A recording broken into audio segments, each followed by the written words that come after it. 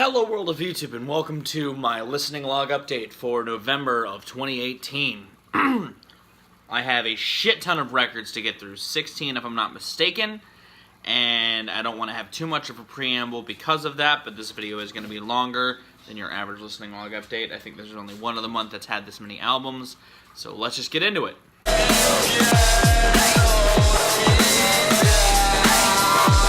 As you'll see, next year with the video series I'm going to be starting, I really liked the Prodigy. And even if I didn't like their album that came out a couple years back, The Day Is My Enemy, I think this is a nice little step up from that. It feels less generic than that. It still has tracks like Need Someone and We Live Forever and Boom Boom Tap, which feel a little mid-tier big beat, but shit like the title track, Fight Fire with Fire, and the acidy shit on Time Bomb Zone is so refreshing to hear, and I love the atmospheres of those songs. I love the energy that's in those songs, and it doesn't feel as generic.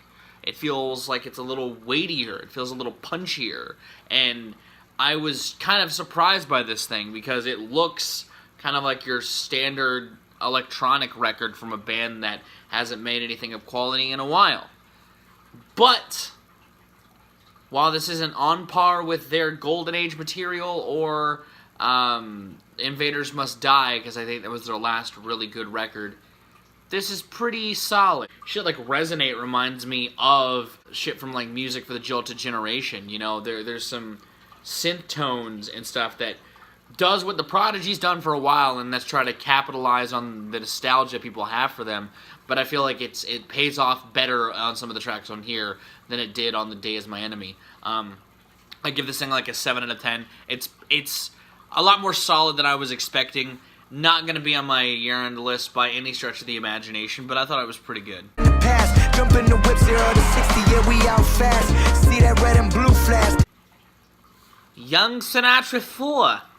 Logic's last in the Young Sinatra series and his second release this year. I've gotten into weighty discussions with people on Twitter about this, but I just do not like a handful of this record.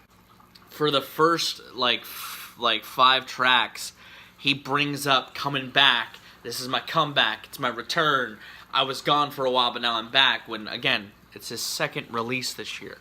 And I've gotten into arguments of, well, it's the Young Sinatra coming back. I said this in my review of Bobby Tarantino 2. If you're gonna have this Jekyll and Hyde, which is his third personality, you need to have a better dichotomy between those three in this instance. Like, the only real difference between the Young Sinatra tapes, his albums, and his regular tapes, outside of the atmosphere, because the Young Sinatra is very boom-bap-centric, which I do enjoy, is that the Young Sinatra tapes typically feature songs that are a little more socially conscious. Not in the same way as his albums. The concepts aren't as lofty and as stonerific, but they're usually a little more about street life and all that sort of stuff. And there's plenty of songs where he reflects, like on Last Call and Legacy, and, you know, he spends the second half of the first song as just a masturbation fest to let his fans just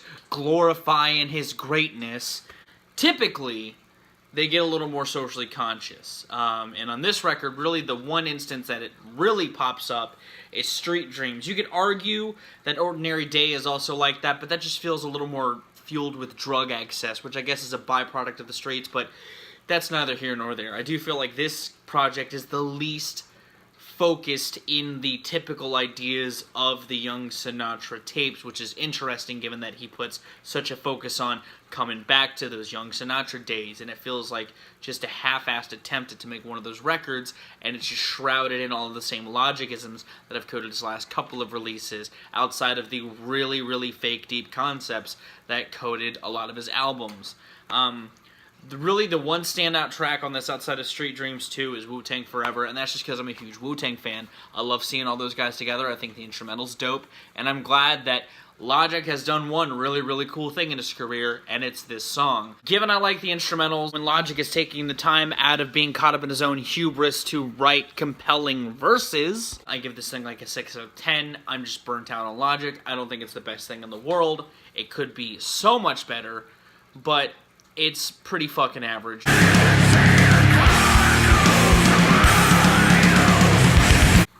This record had been getting a lot of praise in the community, and I was really excited for it. I liked the new Sleep record, and I have a soft spot in my heart for Higher and Fire's music. I think that they're arguably one of the more consistent metal bands doing it right now, and damn if this isn't another great slice of that. One of the things I really like is that this album is a tribute to Lemmy Kilmister. This year, we've had a lot of tributes to fallen greats. You know, Bowie's had a couple of tributes, Prince has had a couple of tributes, and Lemmy's kind of been sitting in the corner, not really getting a whole lot done. So I'm glad that he gets his own spot in the spotlight, and I think this record fucking shreds. I mean, this thing kills. There are so many pummeling moments where the drums are just an assault, while the guitars are so jagged, and Matt Pike does his best Lemmy Kilmister impression. This thing is drenched in so many lyrics about fantasies, and it feels like it has such a higher concept. I almost feel like I'm listening to a Mastodon record, and it helps that it's paced in such a beautiful fashion. I don't think I've heard a Higher on Fire record that blows by its runtime with this much engagement in a long time at least, and that's coming from a guy who really enjoys their catalog. I mean, I like the fact that the first half is kind of filled with these more mid-range nuggets in between these two juggernaut fucking songs. Steps of Ziggurat and House of Enlil especially gives me these very Mastodon vibes with how the drums are performed and how the whole song just feels and how it's paced. You know, it's not like Matt Pike isn't new to writing longer songs. It just feels like it's coming from a different place internally. And I mean, he especially has been hyping up this record as this kind of passion-filled project, and you can tell, you know, with how he's just screaming into the mic across this whole record. It feels so just passionate and heartfelt, and it's such a charming record. I mean, if you're a fan of sludgy or thrashy metal, you're gonna enjoy this project, and if you haven't checked it out yet, you're really sleeping on some good shit, and that's not meant to be a joke, because Pike is also in Sleep. This thing takes its time. It's not afraid to engage the listener in some hefty, lofty movements with some higher concepts and lyrics of the fantastical. This thing is great. I give it like an 8 out of 10. It's a fucking phenomenal record. One of their best for sure, and one of the better metal records I've heard this year in a year that's been really good to the genre.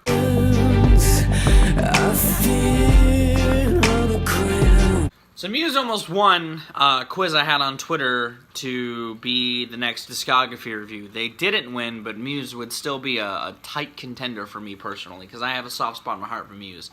And I wasn't looking forward to this album. I had talked with a couple of friends about it, and they also were just very weary of it. And this isn't as bad as they made it seem it was going to be. It's a lot better than the cover would make you think it's going to be. It is very 80s. The synths on tracks like Algorithm and Get Up and Fight feel like blendings of Museisms with 80s synth pop worship in a good way. I love those songs. But there are tracks like Propaganda and Thought Contagion that do the adverse. This album is very inconsistent. There are other tracks that I also like.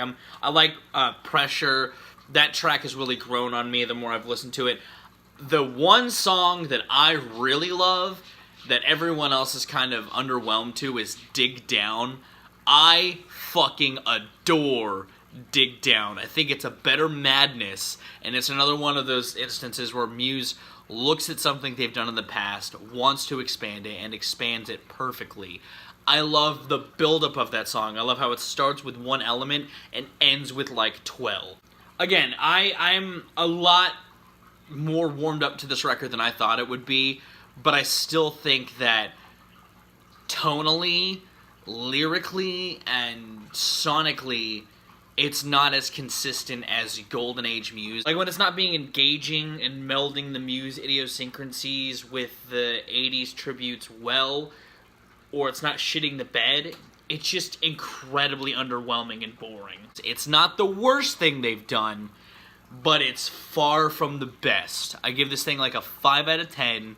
I like that it's more consistent than some of their other records, but it has the inconsistencies of bad Muse records. Hey, yo, baby, I'm super duper, super dope. The last thing I expected to happen in 2018 was the Black Eyed Peas to make a legitimately good comeback, but I've been following this record since they dropped the first single back in January. And I cannot believe that they actually came out with something pretty fucking solid. This is much better than it has any fucking right to be. This thing feels like a time capsule, had cracks in it, and a bunch of modern electro was dumped into the early 90s, because they sample fucking Back to Life, Back to Reality, they sample the new style, they sample Tom's fucking Diner, which I didn't think was ever going to happen after Fall Out Boy did it. They do that, they collaborate with members of fucking De La Soul, and Phife Dawg is on here, and Slick Rick.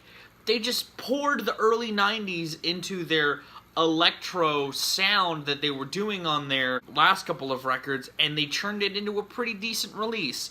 When they're not dipping into the electro, the production on here is fucking sick.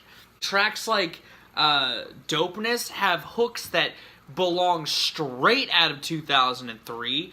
While I don't love all of the song topics, I don't think they come together as cohesively as I feel like they were wanting to, like Yes or No or Get Ready. Ring the Alarm has fucking B.O.B. levels of conspiracy theory laden throughout the lyrics, and there was some of that on the lead-up singles to this album, but Jesus, Ring the Alarm gets really fucking bad. I think it's really stupid that they end it on this big, sentimental, positive note, but it's the Black Eyed Peas. That's kind of what they do. But amidst all of those, Constant is one of my favorite tracks of the year. I love the switch up in the second half of the song.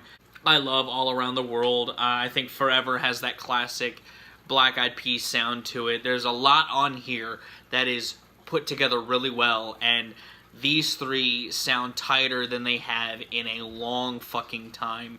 The loss of Fergie has benefited these guys greatly. I give this thing like a 7 out of 10. Again, it's not going to end up on my end of the year list by any stretch of the imagination, but it is worth your investment if you do like these guys, or you wanted them to make something better than they have made in the past. No big chains, no blue chips, just big things, cut gon' bust. Big Fish Theory was one of my honorable mentions of last year, and I wasn't expecting Vince Staples to follow up that record so soon, but here we are. FM is a really nice little fucking package. This record is so fun. It's just a really nice slice of West Coast hip-hop with so many pieces of that scene thrown into the mix. There's a little bit of hyphy on here. There's a little bit of a TDE representation with J-Rock.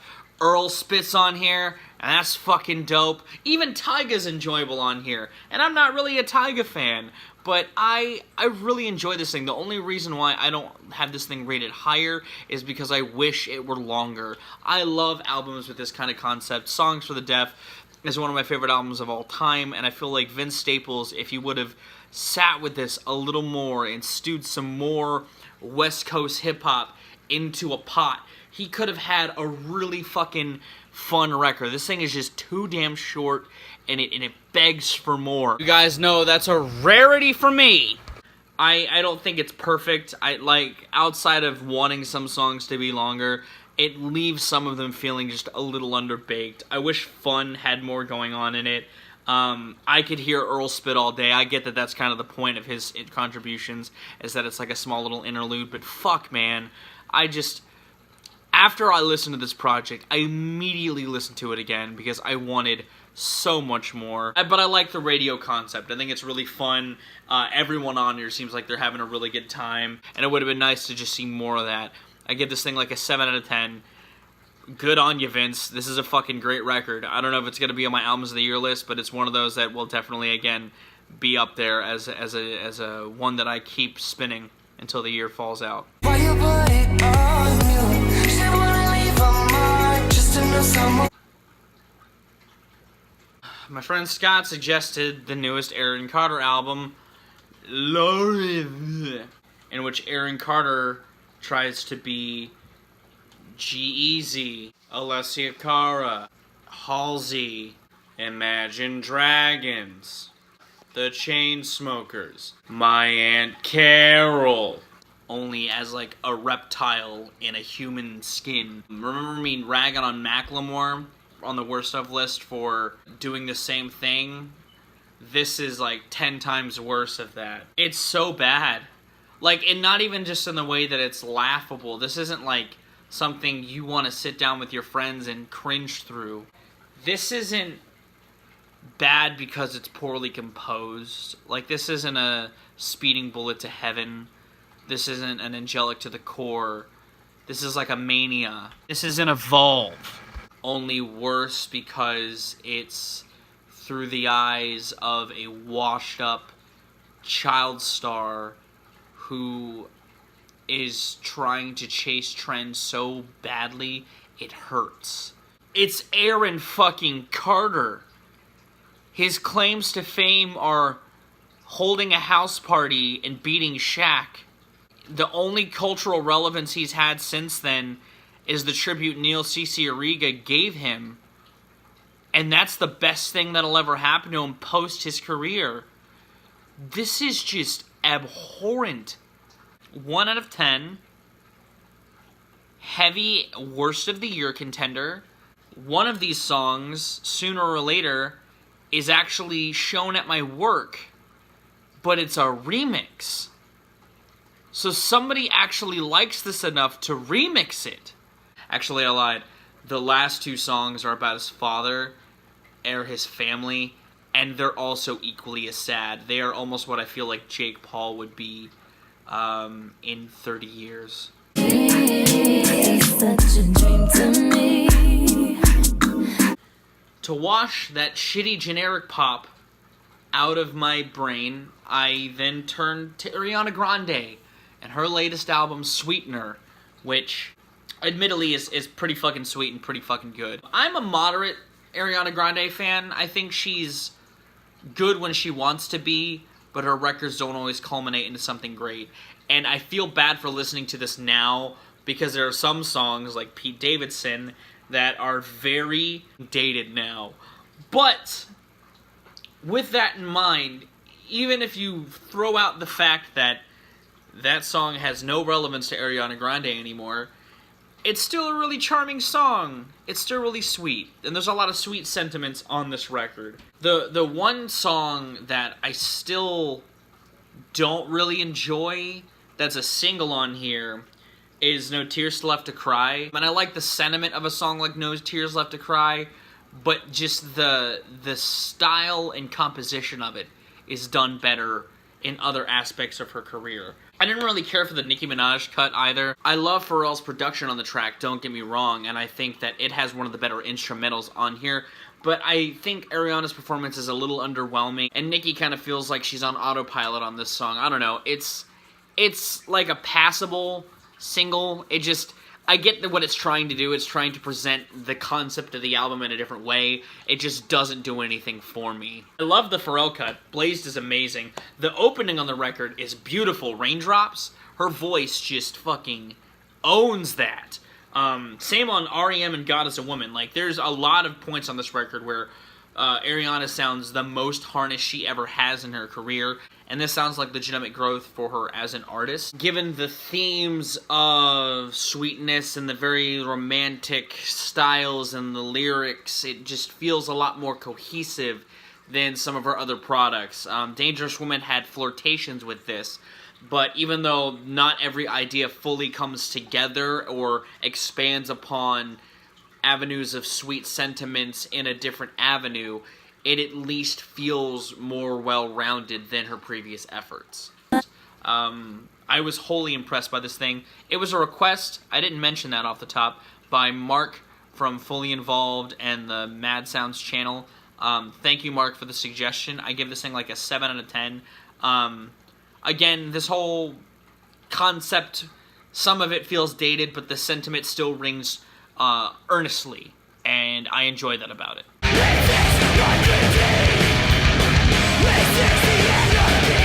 So the guy at Random Rock and Rail Riffs and Reviews recommended the newest Ken Mode record, Loved. This is a pretty fucking fierce record. I didn't know what to expect other than that daunting album cover.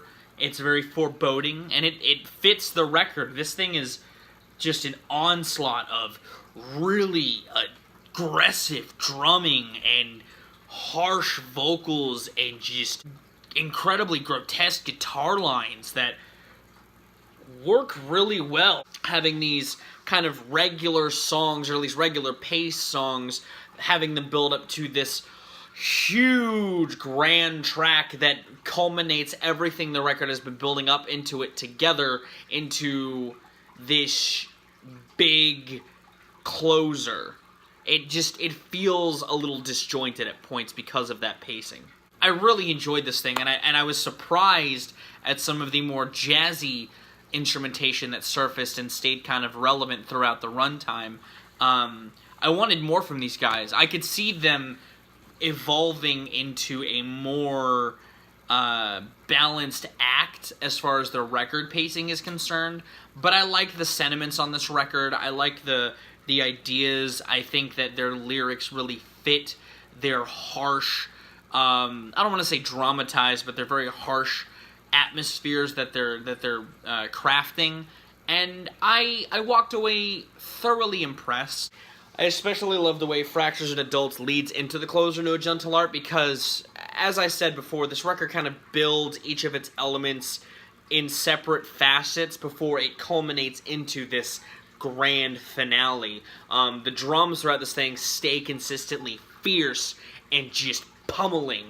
The guitars are snarling and the vocals are very just grotesque. There's a lot of really ugliness to how this record sounds, but I like that they split that with these jazzier sections. I just wish they were more balanced. I wish a lot more of the record sounded like the last song or the last couple of songs. I give this thing like an 8 out of 10. A fantastic record, one that'll sit on my top 50 for sure. And I appreciate you for the suggestion. This thing is really fucking nice.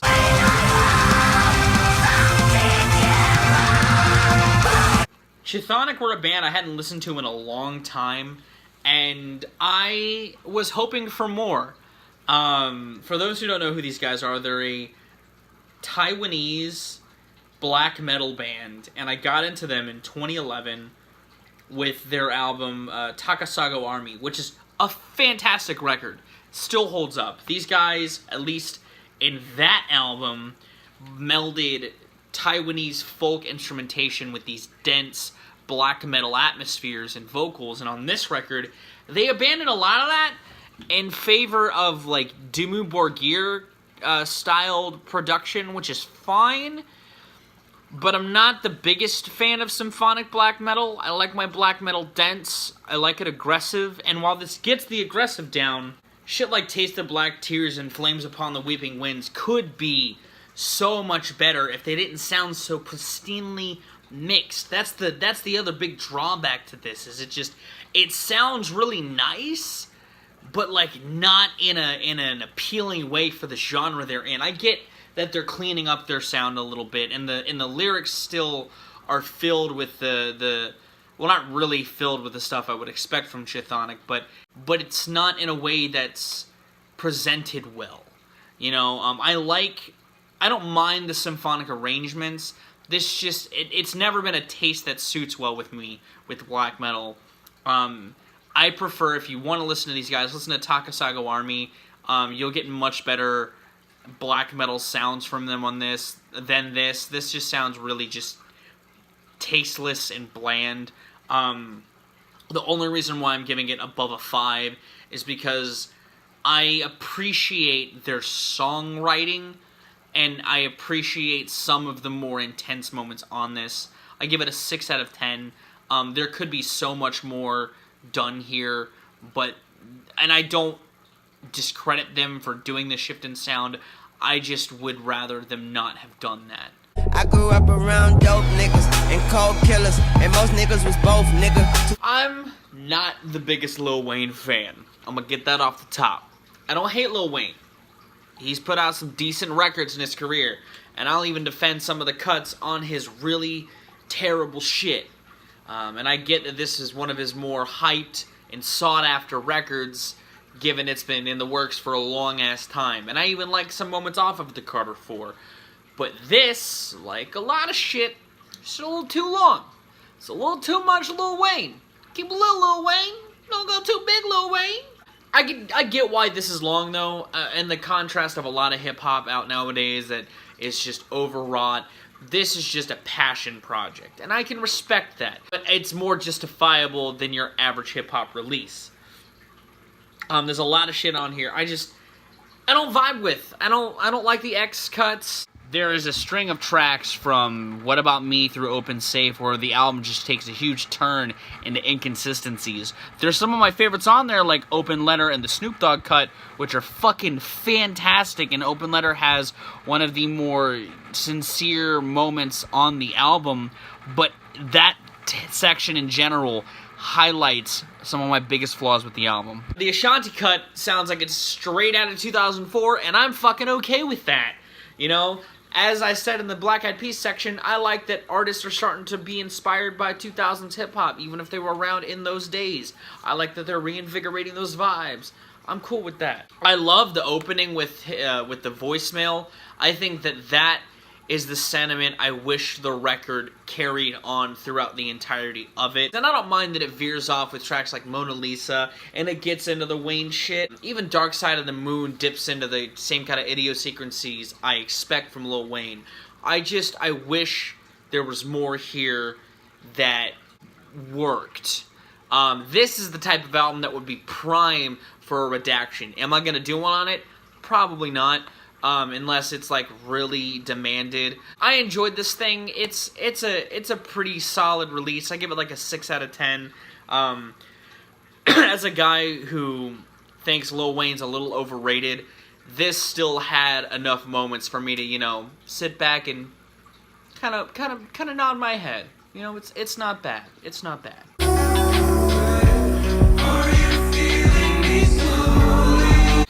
This is an album I'm going to be doing a redacted on, but I'm not going to be doing a typical style redacted.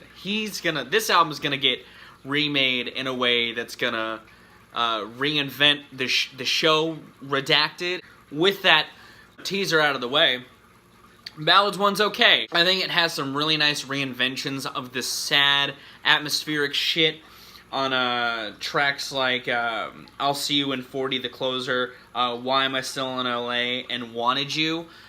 Those cuts, and Slow Dancing in the Dark, do really good injections of nice guitar passages and strings and lush atmospheres that are in some sad emo rap shit, but it's spun in a different spectrum with the way the production is done. Where this record is weighed down is a lot of the tracks where Joji bites off of tips of like Lil Uzi Vert and Post Malone, like on Test Drive and R.I.P., and a little bit on Xanax.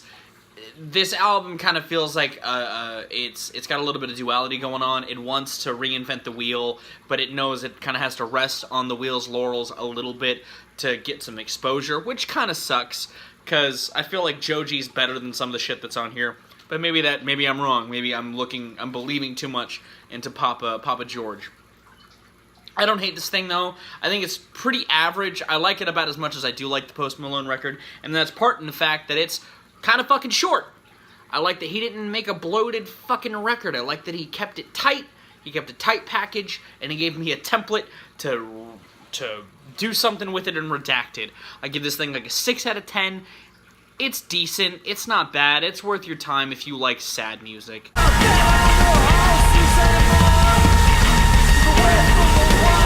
Yeah, this shit's just as good as everyone else says it is. It's really eerie. I like how even a song that doesn't necessarily start off super eerie like Ocean Song gets really fucking cryptic sounding by the end of it. I love a lot of the synth arrangements of this thing. It reminds me of earlier industrial in a way that I wasn't expecting. I listened to this purely because of the hype beast. A lot of people have been hyping this record up. Fantano loves it. Mark from Spectrum Pulse loves it. Carl, CJ, Mr. Carl Jackson III, he loves this thing. He told me I needed to listen to it ASAP, so I did, and it's really fucking good. Not only on Ocean Song, but on the Lord's Song, Satan in the Wait, Long Road No Turns. These are just songs that create such a really grim atmosphere, a really encapsulating experience, and just make you so uncomfortable. I love how jarring these instrumentals sound. I also like how they're paired with songs like Less Sex and Daughter, which Less Sex has this very sensual atmosphere by way of Sin from Pretty Hate Machine, only it still has those dissonant noises in the mix. Or the opener City Song, which just pounds the listener like machinery. It's so good! And I think that for a band like this, that I've never really given a chance to, never heard of them in the scene, they sold me on their catalog. I don't think it's going to be my album of the year, but it's top 10 material for sure. This thing, primo, if you like noisy music, if you like really jarring electric music, if you like old industrial by way of Street Cleaner and early Ministry, this is kind of a good blending of the two. I give it like a 9 out of 10. Can't put this thing down. It's so good. Hold an umbrella over my head this time. Blackjack, blackjack, blackjack, ooh, blackjack, blackjack. Now, like anytime it's announced, whenever an artist announces a new album, I get a little cautious. I had seen and listened to some of the upcoming singles to this record, and I thought it was like, oh, she's already working on a follow-up for next year. No, bitches, she just came out this year. And again, as I've said before, this is how you follow up a consecutive year release. You expand your established sound, or you veer off into new territory. And this is the former. I think this is a step up from FRI's. I'm rating them the same, but this is a step up. And the reason why it is the instrumental work is so much better than on FRI's. And the writing is better. PetSmart is fucking hilarious. I like Blackjack as well. And the instrumental to Blackjack suits it even better. I don't mind that there is a huge focus on the sexual tracks or the tracks with the more punchlines. With that in mind, the socially conscious songs that are on here are still really well written, like Cereal and Water and Autism, and I feel like she even integrates them into some of the sexual songs, like on Prenup and Don't Post Me, you know, still having that sexual touch, but it's trying to also deliver a message that I feel like is relevant, especially when you're a female out there in the digital age. I think this is better. I think it's a step up. This record has bars for days. And again, even a track like Garfield, what sets it above some shit from FRI's is just how tight it fits, how tight everything works together. The instrumental in tandem with the lyrics and her style, it just works. 7 out of 10. Again, a little better, a little bit more of a 7, but it's as good as FRI's, at least. Night, plus I owe 200 loves to the bookie. I think I might boogie. You know, me and Action Bronson, meh. Like, I don't hate the guy, but I'm not super crazy about him. I've thought his projects were okay. Some are worse than others. I get why he's in the avenue he's in now as far as a celebrity, and I think that it suits him better. Not to say that he should quit rapping, because, I mean, when he can string together a verse, he can string together. But I think that this album epitomizes that he might have a little too much on his plate at the moment. I think this thing sucks. And it's not because the instrumentals are bad. I actually really like the instrumentals on here. But these are a lot of half-baked, half songs. Like, Bronson feels like he's just not even really into it. The only thing that could have really saved this thing is just giving it more time, really sitting with it and working with these really nice instrumentals and penning better stuff. Like, this is his first indie album, and maybe he just wanted to put it out just to establish that, hey, I'm independent now, and this means that I'm going to do some weird shit. But if this is the kind of weird he's going with, I ain't jiving with it. Like, the lyrics themselves allude to how busy he is right now, you know, and I can understand why. You know, he's working on a Scorsese movie. He's got his food shit. He's got his gram. His gram is fucking hype. I love Action Bronson's Instagram more than his music, frankly. And again, that's no discredit to him as a rapper. He's a decent rapper, but this project does not do him or his catalog justice. I think the one thing that saves it above being truly abysmal is there are some decent verses here. I like the Irishman freestyle. Charming and Picasso Zero are also pretty solid. But this is just half-baked. This is a bunch of half-baked shit. I'll give it a 4 out of 10. Needed to spend a little more time in the oven, if you ask me.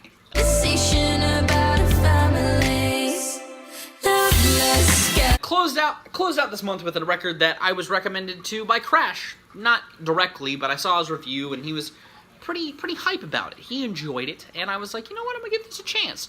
I'm not the biggest fan of the 1975. I've been pretty lukewarm to the material thus far. I haven't listened to the new album yet, but I could do with a more hardest 1975, and that's what these guys are. They take that really late 80s throwback sound that the 1975 does, but they make a more consistent product with it. This is like the love child of After Laughter and the last 1975 record. You know, it's got some really cheery soundscapes, but with some more sincere lyricism. You know, shit like Loveless Girl and Drive and One More Time and the opener 18 just feel like better penned cuts that could stem from a band like the 1975. And I've heard the new record is really good. I've heard that it's more heartfelt, and I'll be the judge of that when I listen to it. But this is just a tighter package as well. I like that they keep the sound within this realm. They don't veer off and do like a shoegaze cut. They don't do cuts that don't really fit this 80s aesthetic. And I love the vocalist. I think she's really, really charming, and she's engaging in ways that Matt Healy doesn't always get. And I know I'm comparing these two very heavily, but so does the rest of the internet. So that's why I'm doing it. As a band themselves, they're a cutesy little indie rock band. It almost reminds me of the latest Diet Sig record. I swear I'm good at this. And not just because there's two female vocalists, but because their lyrics feel heartfelt in the same vein. They're both delivered in kind of a shy, timid way. Pale Waves just is a little more energetic and vibrant with their delivery. And they both kind of feel like coming-of-age records, but in different facets. Diet Sig was more shoegazy influenced indie rock, and this is more synth pop influenced indie rock. Both indie rock, cut from similar trees, but branched off to different cloths. But this is a really solid release. I like this thing. Again, a nice tight little package. I give it like a 7 out of 10, and I'm glad I looked into it. Again, I don't know if it's going to reach my end of the year status, but it's an honorable mention at least for sure. And that's been my long-ass listening log update. Hopefully you liked this. Hopefully you liked the new filming style. I kind of tried to just film it throughout a couple of days so that way I wasn't worn out by the end of it and you could get a more consistent delivery from me. But I'm going to go. I still have requests open. I have 4 on my plate right now for the end of the month. I'm not closing out list season, remember, until the end of December. So if you have a suggestion, feel free to throw it my way. I've been Viral Rack. You guys have good days, lives, and situations, and I'll see you another day.